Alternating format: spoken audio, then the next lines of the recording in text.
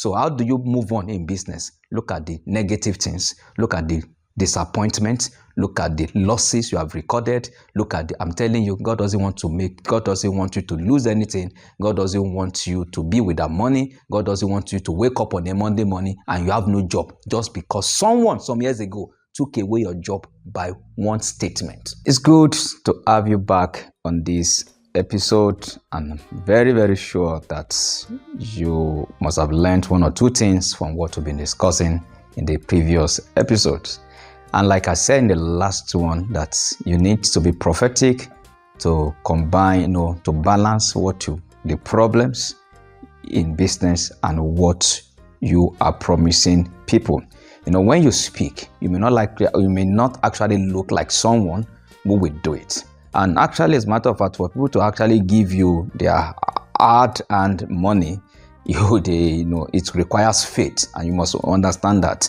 In the business world, even those who want to patronize you, they will do it on the level of faith. And one of the things you need to do also is that spiritually, you need to be strong prophetically, that when you speak, people will now know that you know what you are doing. I may not go into that today, but when David stood before Saul and he said he could kill Goliath, do you think the king will have believed? So I'll just say, I can kill Goliath. No, that was a way David spoke. That the man said, okay, if this 17-year-old boy said he could do it, let's allow him to do it. I know you are not 17 years old. Probably you are like 50s, you are in your 50s, you are in your 60s, and you are doing business, but we can actually use the wisdom that David used. It's still very much relevant in our world today. And I discovered something from Isaiah 44, 25 to 26. There are two kinds of prophets. One is a false prophet. You have false prophets, then you have real prophets. So for every business you are doing, you will also have false prophets. Who are the false prophets? Those are the kinds that will actually destroy your content. They will destroy your reputation. They are the ones that will stand against you when people want to offer you business deal.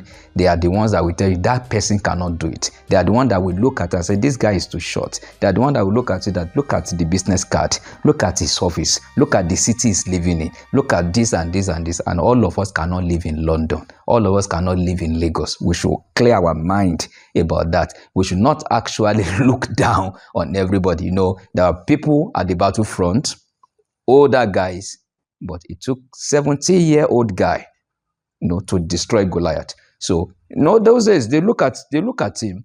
Even his elder brothers look at that. You cannot do it. Let me tell you, I categorize people like that as false prophets. Let me tell you, who is a false prophet? Somebody who is predicting what is not real. Somebody who is speaking on your behalf and the person is not part of your organization.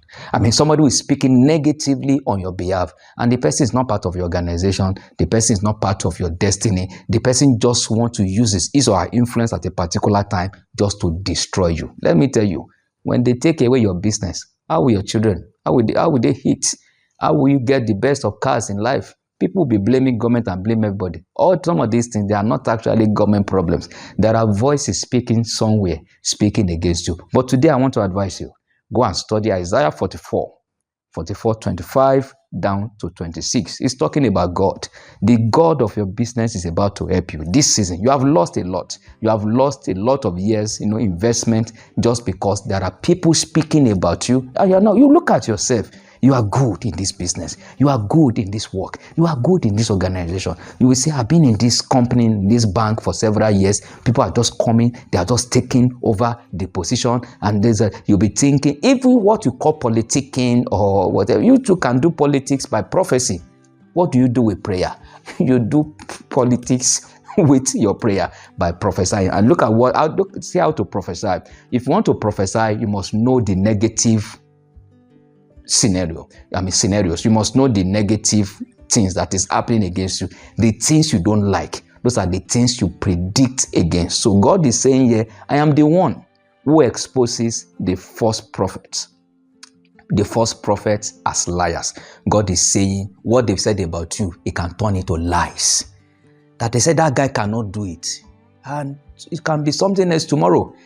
So if to deal with that today, you have to address false prophets. So how do you move on in business? Look at the negative things. Look at the disappointment. Look at the losses you have recorded. Look at I'm telling you, God doesn't want you to lose anything. God doesn't want you to be without money. God doesn't want you to wake up on a Monday morning and you have no job just because someone some years ago took away your job by one statement.